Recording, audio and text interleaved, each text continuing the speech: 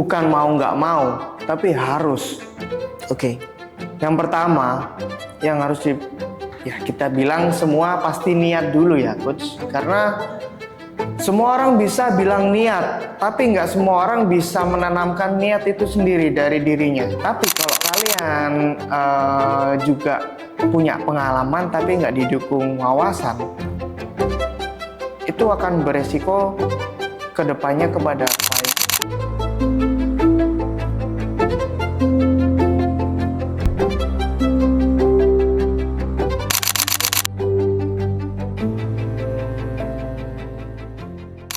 Coach Rexy. Halo Coach Adit.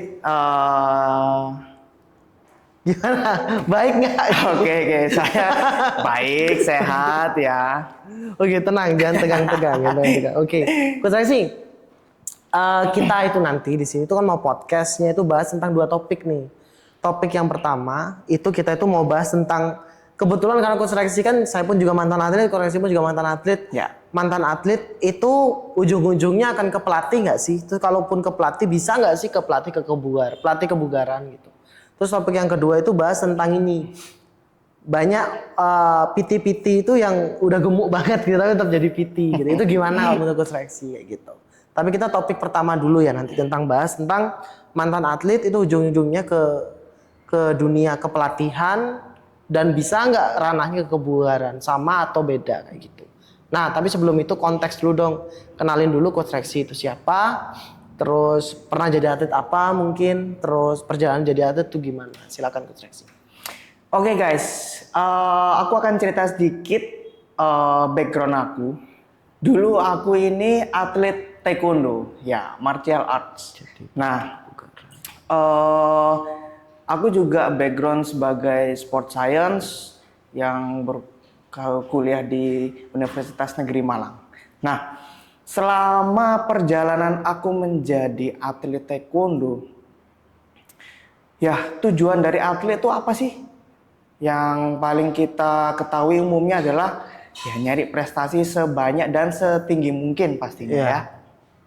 Nah, selama perjalanan karir itu, aku itu merasa makin lama makin kesini, masa mau jadi atlet terus? Nah, disitulah mulai timbul pertanyaan kayak, setelah atlet ngapain ya? Okay. Nah, kayak gitu. Akhirnya berbincang-bincang dengan ya senior, pelatih, dan juga beberapa mentor di bidang yang saya ahli. Itu memang kebanyakan dan umumnya orang itu akan mengarahkan ke kepelatihan atau perwasitan biasanya. Nah, memang waktu itu saya direkomendasikan untuk menjalani keduanya, menjadi wasit dan juga pelatih. Nah, cuman yang jadi masalah di sini adalah peralihan dari atlet menjadi pelatih. Nah, transisi itu sangat jauh berbeda sudut pandangnya. Karena menurut saya jadi atlet itu fokus untuk memikirkan diri sendiri ya, Coach. Sementara ketika menjadi pelatih itu sudut pandangnya adalah memikirkan orang lain. Nah, kalau dulu kita jadi atlet tuh aku mau juara. Nah, pada saat menjadi atlet yang kita pikirkan atletku harus juara. Kayak gitu. Nah, itulah tantangan pertama ketika transisi dari atlet menjadi pelatih, seorang pelatih. Tadi menarik sempat disinggung tentang pemikiran tentang ya masa mau jadi atlet terus gitu. Itu pemikiran tuh timbul apa karena kita lahir di Indonesia atau karena apa? Kalau kita mungkin tapi ini konteks sendiri. Kalau kita kan kebetulan memang Indonesia kan secara infrastruktur industri keatletan ya gitu kita sebut gitulah, industri keatletan memang belum memadai 100% gitu. Mungkin ya masih di bawah 100% lah, masih di bawah 100%, ya 1% lah. Enggak, maaf. Misalnya gitu. Nah, apa yang men-trigger ada pemikiran gitu tuh karena itu, atau mungkin karena memang desakan secara sosial dari orang tua bisa, atau mungkin dari dosen mungkin, atau gimana Coach Rexi? Nah, sebetulnya faktor yang paling besar mempengaruhi timbulnya pertanyaan itu sesuai dengan apa yang Coach Adit sebutkan di awal tadi. Oke. Karena kondisi Oke. organisasi masing-masing induk cabang olahraga di Indonesia. Oke. Ini Pak Menpora ya, tangkap itu. Mohon maaf, saya jujur Pak. Tapi sebagai penduduk kan kita nggak apa-apa. Maksudnya sebagai masyarakat Indonesia, sebagai penduduk Indonesia, kita perlu menceritakan fakta itu kan. Apalagi saya pun juga mantan atlet, kita pun merasakan hal yang kok nggak maksimal ya gini cara memfasilitasi atlet-atlet ini. Bahkan karena kan zaman sekarang kita kan sudah tidak berperang dengan senapan kan, tapi kan kita tapi kan cara kita zaman dulu mungkin meningkatkan atau menaikkan harkat martabatnya bangsa dan negara kan dengan cara itu mungkin memenangkan suatu wilayah kan. Tapi kalau sekarang kan memenangkan suatu podium kan lewat jasa-jasa dari atlet ini, harusnya kan kayak gitu. Oke. Terus dari masa transisi itu kita bahas tentang transisi menjadi dari atlet yang memperdulikan diri sendiri untuk fokusnya hanya prestasi-prestasi. Sekarang pemikirannya harus beda nih. Gimana caranya si orang lain ini atau si orang yang tak didik ini berprestasi. Kan seperti itu. Nah, tapi kan benang merahnya adalah sama-sama latihan. Benang merahnya kan sama-sama latihan. Ada nggak perbedaan yang cukup signifikan? Sangat berbeda, Coach. Karena gini, mindsetnya adalah atlet itu melakukan apa yang diperintahkan. Oke. Jadi selama mereka berproses, sedikit dari mereka mengetahui sebab akibat kenapa aku harus melakukan ini. Oke. Ini dalam konteks atlet non profesional. Oke. Yang masih mencari jati diri dan berusaha ya naik daun atau mencari prestasi yang lebih tinggi. Oke. Itu kebanyakan mereka gagal karena tidak mengetahui hal tersebut. Karena misalkan kalau bidang saya taekwondo itu sangat dominan pada tendangan. Oke. Nah, dikasih drill nendang side kick misalkan 100 kali. Mereka tuh nggak mengerti kenapa harus melakukan itu. Oke, basicnya nggak tahu ya, hanya dari pengalaman dulu pelatihku gini gitu. Nah, yang mereka tahu hanya ini mungkin bisa bikin aku jadi lebih kuat. Gitu aja, secara basic lah ya. Sedangkan kalau dari sudut pandang pelatih, sangat kompleks sekali yang harus dipikirkan. Kenapa teknik tersebut diberikan kepada atlet tersebut? Misalkan dia dominan pada kaki kanan. Jadi saya suruh dia nendang 100 kali supaya kanannya makin kuat. Betul. Kayak gitu. Nah, makanya ini yang juga jadi perdebatan sampai sekarang ya. Meskipun ya setiap organisasi cabang olahraga itu sekarang sudah mulai melakukan camp kepelatihan untuk di bidang olahraga tersebut. Jadi kayak kepelatihan pelatih taekwondo, kepelatihan pelatih sepak bola. Nah, sekarang sudah mulai ada. Tapi stigma ini masih ada sampai sekarang bahwa atlet hebat belum tentu bisa menjadi pelatih yang hebat. Betul. Iya, betul. Dan sebaliknya, pelatih hebat belum tentu lahir dari atlet yang hebat. Iya, betul. Nah, karena banyak teknikal yang tidak diketahui atlet, tapi juga tidak diketahui oleh pelatih. Terutama pelatih yang lahir bukan dari atlet. Mereka mengetahui secara teoretikal, praktikal, tapi secara experience mereka nggak tahu. Nah, maka dari itu banyak hal yang perlu dipelajari ketika seorang atlet akan menjadi pelatih. Selain mengetahui makna dari latihan yang selama ini dijalani, tapi juga perlu belajar mengenai fondasi dari pelatih itu apa sih yang harus dilakukan. Oke. Karena itu benar sih, pengalaman saya pun juga gitu. Jadi kayak kita disuruh lakukan kick 100 kali, kayak kita disuruh lakukan pukulan 100 kali gitu. Tapi kita juga nggak ngerti maksudnya itu apa. Pun setelah kita berdua sama-sama akademisi olahraga, kita belajar itu ternyata memang ada dalam periodisasi latihan tentang teknik, tentang fisik dan sebagainya. Nah, kalau kita sudah fokusnya, ini menurut keyakinan saya ya, oke. Tapi saya pun juga belajar kan, artinya dalam periodisasi latihan itu, kalau sudah hubungannya sama 100 kali kick gitu misalnya, itu kan sudah masuknya bukan ke arah teknik lagi dong.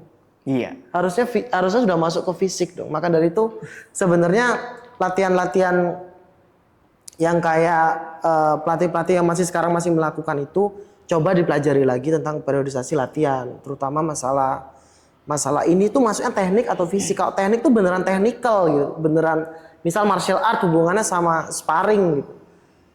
Yang juara 1 kemarin siapa itu ditandai beneran, oh berarti dia tuh akan selalu keluar itu, bagaimana cara melakukan ini dan sebagainya. Nah, untuk memaksimalkan eksekusi dari technical itu diperlukan fisik yang hebat kan gitu kan. Iya. Jadi anak ini dalam 1 round itu ada 5 menit misalnya gitu. Kita butuh 5 menit, berarti fisik yang berhubungan untuk meningkatkan, untuk dia kuat selama 5 menit dalam 1 round kan gitu kan. Iya. Terus karena pukulannya si yang juara 1 kemarin ini lebih cepat daripada anak didik kalian, berarti kita perlu melakukan kita perlu melakukan latihan fisik untuk masalah kecepatan pukulan. Berarti bagaimana cara melakukan? Karena itu yang harus Nah, terus hubungannya sama kekuatan. Kalau anak ini nggak kuat karena sering goyang atau apa dan sebagainya. Ya. Misalnya dalam kuda-kuda. Ada kuda-kudanya itu goyang, berarti kan perlu otot kuat atau otot paha yang cukup kuat. Berarti latihan beban yang diperlukan. Karena satu-satunya latihan fisik untuk meningkatkan kekuatan yang hampir 100% itu adalah latihan beban kan kayak gitu. Nah, dari yang kita bahas tadi ini berarti perbedaannya itu kan cukup signifikan ini antara sebagai as a coach sama as a athlete. Kalau misalnya cukup signifikan ini berarti berarti si pelatih ini harus bisa berkomunikasi yang baik kan kepada si coach, kepada si klien, si atlet. Nah, si atlet dan si atlet ini pun juga harus terbuka kepada si coach kan gitu kan. Karena di Indonesia, karena orang Indonesia itu cukup sungkan ya menjadi orang. Aku sungkan. Jadi nggak terbuka. Itu yang membuat pelatih pun merasa ya atlet tuh harus digas terus biar ini. Padahal konsepnya nggak gitu. Karena kompleks banget untuk menjadi. Bahkan Cristiano Ronaldo kan bilang, saya itu sudah kasih tahu bagaimana cara menjadi Cristiano Ronaldo. Cristiano Ronaldo pun bilang, saya itu sudah kasih tahu gimana caranya jadi Cristiano Ronaldo. Itu Cristiano Ronaldo sendiri yang bilang, ya kamu gini. Saya tanya, udah dilakuin apa belum?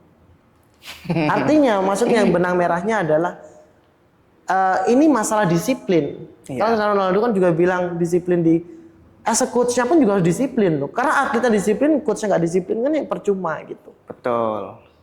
Nah, bagaimana menurut Coach Lexi? Disiplinnya si coach sama si atlet ini supaya biar connect sebenarnya. Nah, tapi saya mau menanggapi satu kalimat dari Coach Adit tadi. Oh iya. Yang menyebutkan akademisi. Oke. Nah, statement yang saya mau berikan adalah kalau menjadi pelatih dari atlet itu gampang, nggak akan ada akademisi olahraga. Kalian perlu tahu itu. Iya. Betul. Jadi jangan pikir dengan pengalaman praktikal cukup untuk bisa menjadi pelatih. Betul. Karena ya nggak akan ada ilmu keolahragaan, pendidikan kepelatihan olahraga, pendidikan jasmani, nggak akan ada itu semua. Kalau dari atlet gampang menjadi. Nah itu guys, satu ya. Terus juga mengenai disiplin dari atlet coach dan sama coach ya, supaya apa ya, feedback dari kedua pihak ini saling menguntungkan lah ya. Karena yang mau saya terangkan dulu adalah si atlet memberikan feedback supaya coach mengetahui apa kekurangan dari si atlet. Nah, si coach akan memberikan feedback lagi ke atlet agar si atlet mengetahui, oh ternyata aku perlu melakukan ini untuk mengatasi kekuranganku. Nah, di situ komunikasinya. Dan secara disiplin yang perlu dilakukan atlet itu adalah melakukan apa yang diperintahkan, yang pertama. Yang kedua, melakukan hal yang menjadi minus point dalam kita punya kekurangan. Misalkan ketika menendang, kaki tumpuan kita itu suka goyang, atau tumpuannya kadang berpindah-pindah. Nah, kalau si coach akan memberikan perintah, oh kamu lakukan ini begini, maka ya disiplinnya kita adalah melakukan hal itu sesuai arahan si pelatih. Nah, simpel kan? Kalian cuma perlu melakukan. Tapi kalau si pelatih, disiplinnya harus dilakukan adalah pelatih itu wajib ini kita bilang dari mikro ke makro. Kalau dalam hal mikro yang paling kecil kita perlu perhatikan setiap sesinya. Jadi kita melihat secara teknis di lapangan bagaimana atlet itu bergerak. Betul. Nah, secara banyak aspeknya, dari sisi kekuatannya, daya tahannya, keseimbangannya, ya macam-macam lah, elastisitasnya dan keseimbangan dan lain juga. Terus berikutnya, disiplinnya si coach harus mencatat apa yang dia lihat secara teknikal di lapangan. Nah, setelah mencatat hal itu akan menjadi evaluasi di kemudian hari yang nantinya akan mengubah atau mengimprove kekurangan dari si atlet. Nah, gimana caranya kita mengetahui kekurangan atlet itu harus diapain, harus diiniin, harus diituin? Ya disiplinnya coach itu ya harus belajar. Betul, kompleks banget. Secara teoritis dan praktikal ya guys. Betul. Jadi kita sendiri juga harus bisa mempraktikkan bagaimana improvement yang harus dilakukan ke atlet. Karena kalau kita sendiri hanya disiplin secara teoritikal, bukan praktikal, itu akan mengurangi intensity komunikasi dari pelatih dan atlet. Maksudnya adalah kamu coba rubah kakimu kayak gini, terus tendangnya kayak gini. Kebetulan atletnya nggak cerdas. Cuman ini ngangong dong. Nah, jadi gampangnya adalah disiplin yang harus dilakukan adalah selalu improvement dalam knowledge dan praktikal kepada diri sendiri. Betul. Dua hal itu nggak simple dan nggak gampang lah guys pokoknya. Itu breakdownnya itu banyak banget. Betul. Tapi susahnya itu tadi saya juga mau bahas sih tentang jadi disiplinnya coach tuh, as a coach itu ya harus merasa jadi murid terus, harus Ya. merasa harus belajar terus kan gitu. Karena lu punya atlet yang kemarin juara 1, besok lu untuk juara 1 lo. Tetap harus dievaluasi. Gitu. Disiplinnya itu harus beneran by micro tadi yang Coach Rexy bilang, berarti per sessionnya ini apa aja yang kurang, itu harus di ini. Bahkan kalau perlu catat dan sebagainya. Cuman ini ya faktanya, pelatih kita rata-rata tidak 100% dia bekerja sebagai pelatih, itu yang pertama. Jadi untuk mendapatkan untuk mendapatkan nilai disiplin itu cukup kompleks. Yang kedua, supaya dia bisa 100% dipelatih menjadi seorang pelatih, value-nya baik itu secara ekonomi itu harus maksimal. Kebetulan Indonesia tidak. Kan gitu kan. Karena pun pelatihnya Coach Rexy, pelatih saya pun mantan pelatnas gitu, itu pun dia tuh masih bekerja dalam perusahaan lain gitu loh. Malam dia ngelatih gitu. Jadi evaluasi dan sebagainya itu ya by micro aja. Harusnya kan makro juga kan. Ya. Mikro yang dimaksud yang Coach Rexy tadi bilang. Jadi selesai latihan, pendinginan dan sebagainya, yuk kumpul dulu. Nanti gini ini itu pun kalau misalnya dia nggak capek. Kalau dia habis dari pekerjaan terus capek, Nah, ayo wes langsung balik wes kan gitu. Waduh. Oke, tapi ini karena kesebalan kita kok malam ngobrol tentang atlet sih. Tapi ini karena gini, Baik. karena gini konteksnya adalah memang karena saya sedikit sebel sih dengan pengalaman saya menjadi atlet. Wah, ternyata tapi saya cukup salut untuk teman-teman yang sudah jadi atlet sekarang yang sudah cukup baik lah secara ekonomi sekarang. Cuman pada zaman-zaman saya dulu mungkin aku Rexy juga itu sangat banyak sekali dinamikanya dan kita tuh harus memilih gimana kamu lanjut jadi atlet terus apa kamu lanjut berprofesi sebagai lain. Kebetulan ternyata profesi kita tetap satu benang merah yang sama, yaitu dalam dunia olahraga. ya untungnya. Masuk ke topik ini, baru masuk ke topik akhirnya. Oke. Masuk ke topik akhirnya ya udah deh jadi pelatih kebugaran aja, jadi pelatih fitness aja deh. Itu dari mana asalnya? Terus triggernya kenapa? Terus akhirnya merasa cocok untuk menjadi seorang personal trainer itu saat kapan? Nah, meskipun benang merah, tapi agak lintas dikit kan? Betul. Beda sih. Karena dari yang Kelihatan.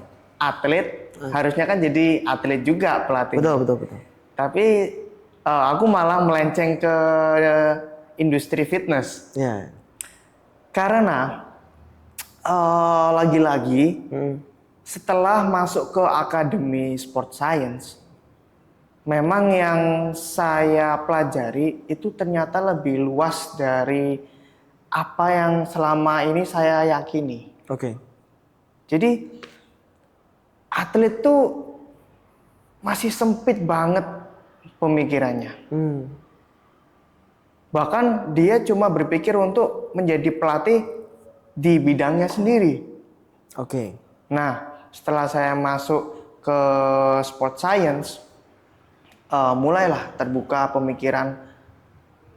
Ternyata yang saya temukan selama perjalanan menempuh pendidikan itu adalah bahwa seorang atlet itu punya potensi yang lebih dari yang mereka kira sendiri. Oke. Maksudnya adalah mereka itu kayak ibarat burung dalam sangkar, terjebak dalam pikirannya sendiri. Jadi itu aja. Nah, untungnya karena saya masuk di sport science itu, saya keluar dari sangkar itu dan mengetahui potensi saya nggak hanya ada dalam bidang taekwondo ternyata. Oke. Ternyata saya tuh bisa belajar di luar hal yang saya yakini selama ini. Betul. Kayak kita pasti berpikiran gini guys. Dengan melakukan hal yang kita ahli dalam bidangnya, maka kita akan mendapatkan peluang di atas 50% untuk keberhasilannya. Ternyata enggak begitu dunia bekerja. Sekalipun kalian tetap ingin menjadi pelatih di bidang kalian, tetap peluangnya tuh 50-50. Ya. Karena yang menentukan itu diri sendiri Hmm. dan eksternal pastinya ya. Hmm. Kalau diri sendiri tuh ya kemampuan secara praktikal dan teoritikal. Kalau eksternalnya ya organisasi cabang olahraga Betul, betul, betul. masing-masing. Karena ya tadi kan udah disinggung kalau organisasi olahraga di Indonesia itu mohon maaf birokrasinya masih Iya. kurang. Hampir semua lah, hampir semua bukan hanya Nah, olahraga ya. hampir semua. Hampir semua Sampai instansi. sekarang masih banyak coach yang masih pakai biaya pribadi untuk perjalanan karir Jangan mereka. gitu, tanyakan PON kemarin udah cair apa belum? Beberapa teman-teman saya yang atlet Insta story tag siapa? Siapa sih menteri olahraganya? Pak Dito ya masih ya? Apa Pak Dito apa siapa? Ya, itulah. Di tag terus dia bilang, Pak ini kapan saya cairnya? Aduh ini pusing banget. Oke, tapi kenapa kok akhirnya tertarik di dunia fitness? Nah, ya memang peluangnya yang saya dapati dalam menempuh karir saya memang lebih cerah ke industri fitness. Fitness, oke. Karena semua nggak hanya by feeling ya, Hmm. semua butuh riset. Hmm. Gimana sih jalannya industri olahraga profesional dan olahraga rekreasional? Ya.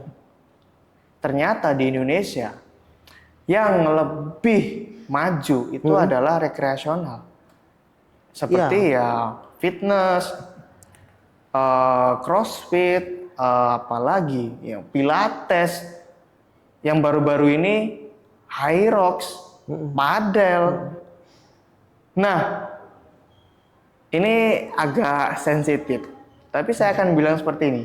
Daripada jadi pelatih taekwondo, saya lebih milih jadi pelatih padel. Oke.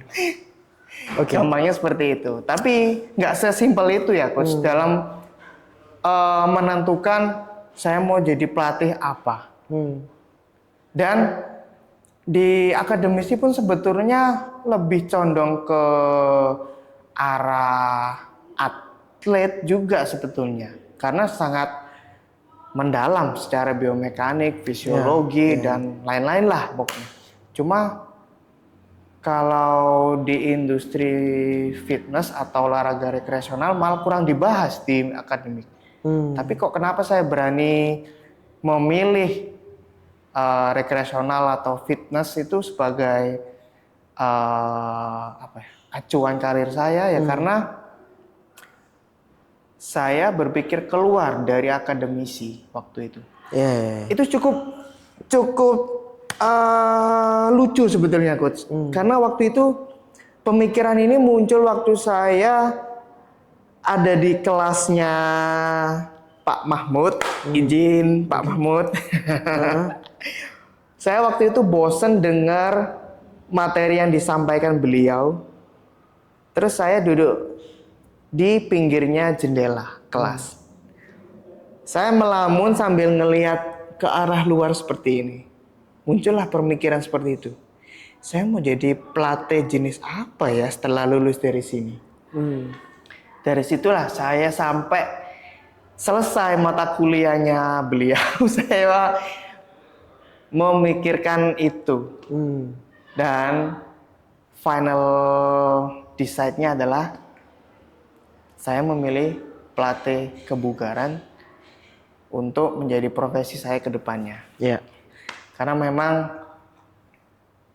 gajinya besaran di fitness, guys. Oke, tapi konteks dulu ya. Jadi sebenarnya kenapa kok yang recreational sport itu jauh lebih berkembang? Karena dikerjakan sama ini kan, sama as a company gitu. Banyak company berarti kan ada investor. Berarti company itu kan punya kewajiban untuk mengembalikan uangnya investor gitu. Otomatis dia punya kecenderungan untuk memberikan support system yang lebih kepada company ini. Salah satunya adalah departemen marketing itu ada, akhirnya departemen sales itu ada. Akhirnya revenue-nya meningkat. Nah, tapi kalau misalnya dalam industri masalah ranah atlet dan sebagainya itu memang mereka tidak ada dalam konteks itu kan. Jadi tidak ada dalam konteks revenue kan, tidak ada kan. Karena kan itu hubungannya sudah ada 1 triliun nih gitu. Akan dibagikan ke Jawa Barat sekian, ini sekian. Jawa Barat pun akan mengerucut lagi. Jawa Barat nanti akan dibagikan ke KONI sekian, ini sekian. KONI pun mengerucut lagi. Nanti KONI ini akan membagikan, mungkin KONI ya, saya lupa. Dispora apa KONI ya? Iya, Terus saya akan kasih untuk cabur ini sekian, cabur ini sekian, cabur ini sekian. Tapi biasanya yang lebih banyak tuh selalu cabur sepak bola. Betul. Kayak misalnya kayak di Jember itu cabur sepak bola berapa ratus juta, ini berapa juta. Terus karate cuman berapa 10 juta atau berapa. Gitu biasanya gitu. Betul. Nah, tapi satu konteks lagi kalau as a company system sistem birokrasinya itu jauh lebih simpel gitu. Karena memang departemen yang bekerja itu adalah departemen yang memang sudah ranahnya di sana gitu. Dan fokusnya memang menaikkan revenue, namanya juga company kan. Tapi kalau misalnya yang public station lah kita katakan, atau public department ya, atau yang kita sebut ya Dispora, KONI dan sebagainya itu kan mereka memang harus menjaga sistem ya pemerintah daerah pada umumnya kan, dan apa sih namanya memfasilitasi masyarakat kita. Kebetulan yang atlet berarti hubungan sama Dispora sama KONI kayak gitu. Jadi tidak ada sistem revenue dan sebagainya. Kemungkinan seperti itu sih. Tapi apakah bisa seperti itu? Harusnya bisa. Harusnya bisa. Tapi mungkin karena secara sistemnya yang berbeda, dari dulu udah seperti itu. Ya mungkin akan susah untuk dirubah. Tapi ya bisa nggak seperti itu? Harusnya bisa. Dengan begitu ya uang semakin banyak, kalian bisa membiayai atlet-atlet kalian di daerah-daerah. Harusnya gitu. Sebenarnya itu seperti itu. Karena di karate pun banyak pengurus klub tuh yang cukup pinter. Salah satu kalau di Jawa Timur tuh ada di Jombang. Ada Jombang Karate Club di Jombang. Itu cukup pinter sampai dia itu, kalau saya dulu masa kecil, dia itu sampai punya sponsor Yamaha.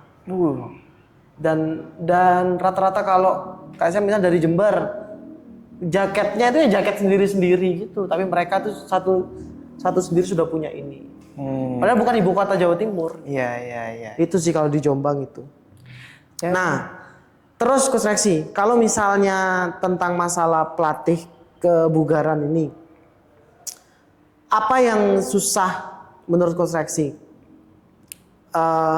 Ketika seorang mantan atlet menjadi pelatih kebugaran. Karena kan kalau mantan atlet menjadi pelatih prestasi kan kayaknya diingat-ingat aja program latihan yang dipakai sama pelatihku kemarin, suruh push up 100, suruh push up 100. Maksudnya ada bayangannya. Kalau ini kan enggak. Kalau ini kan ngelatih kayak ibu-ibu umur 40 tahun nggak mungkin push up 100 dong. Ada nggak culture shock-nya ketika menjadi seorang pelatih kebugaran? Sangat shock, oke. Sangat shock, Coach. Iya. Karena apa? Lebih ke mindsetnya, Coach. Karena gini, kita dalam konteks atlet itu terbiasa di-push. Oke. Push your limit terus.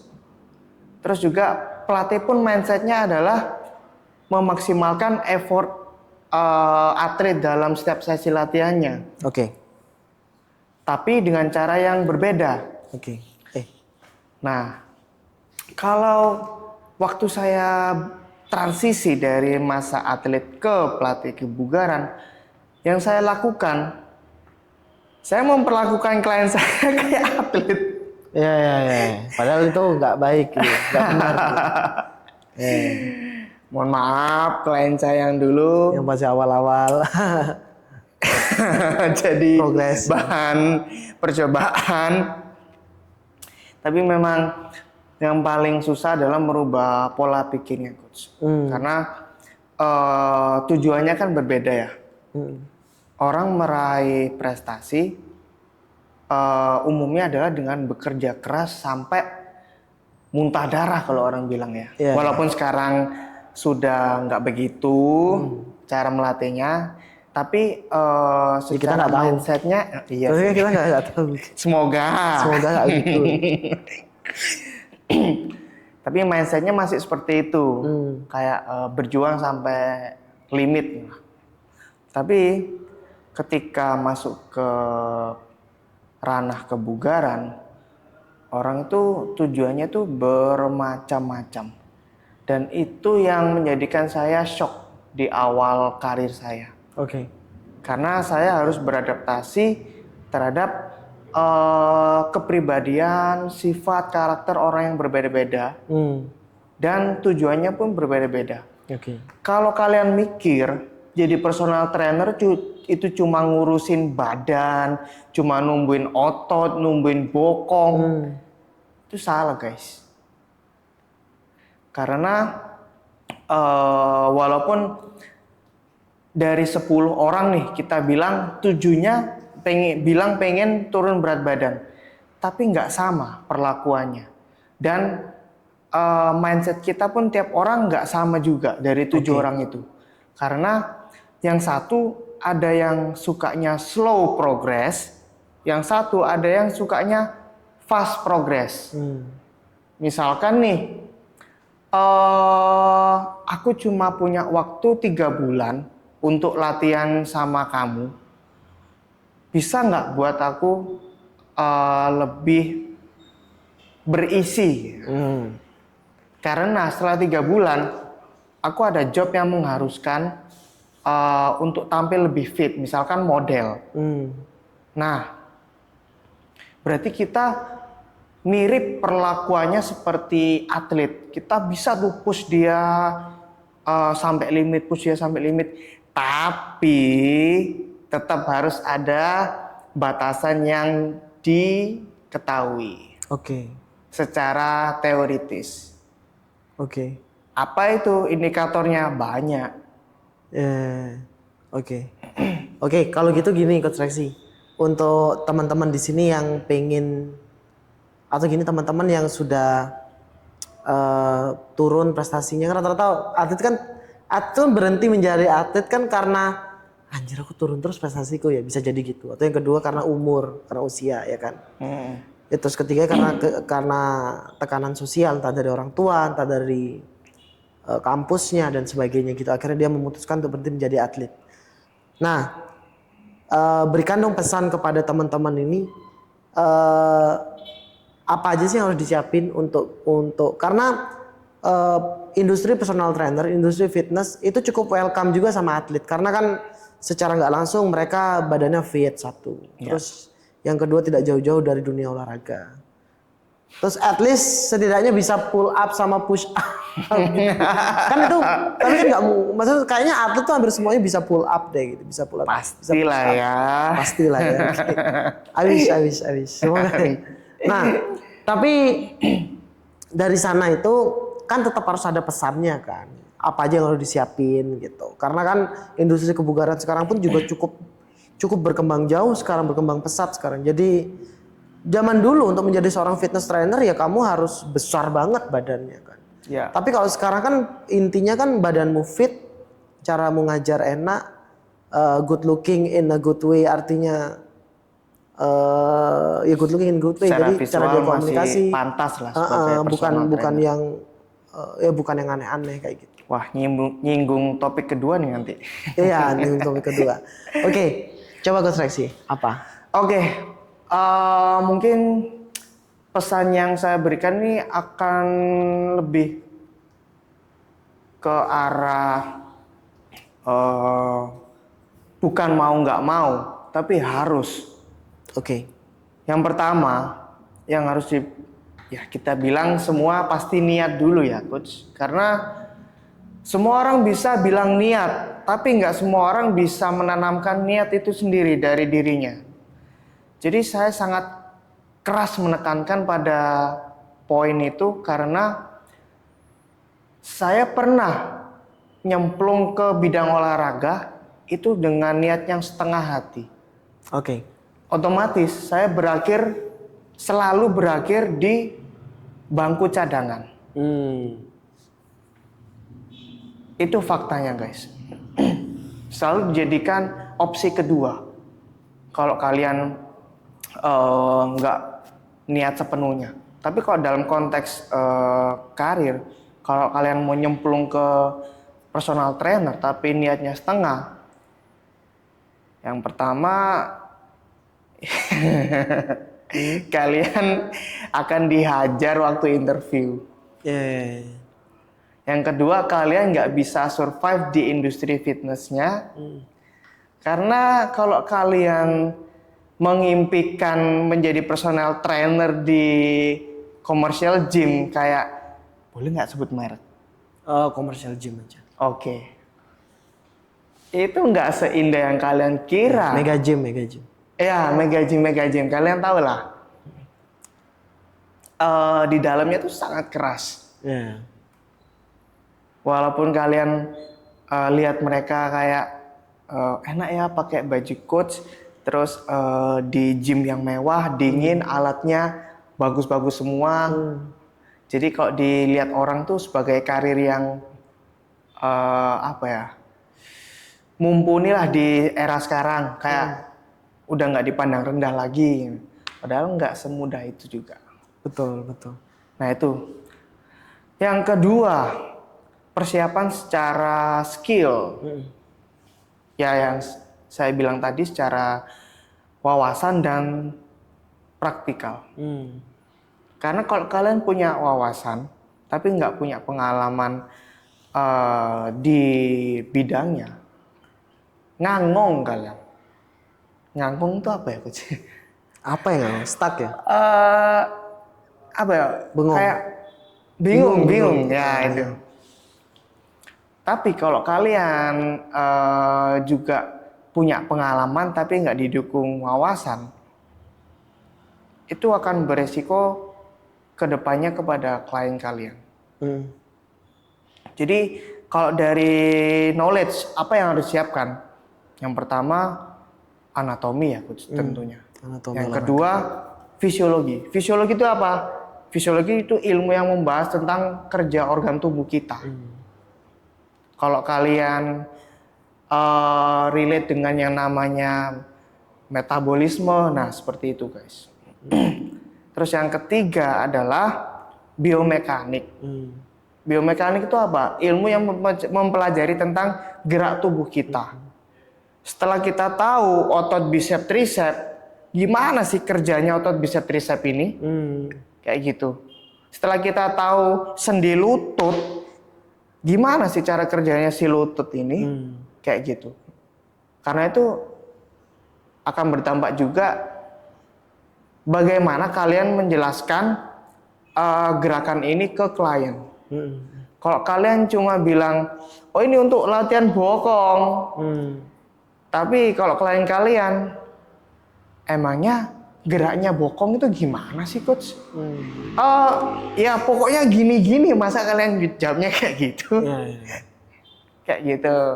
Terus tiga itu fondasi banget, Coach. Nah, ada hal lain yang masih perlu dipelajari. Tapi ini tiga ini yang wajib banget.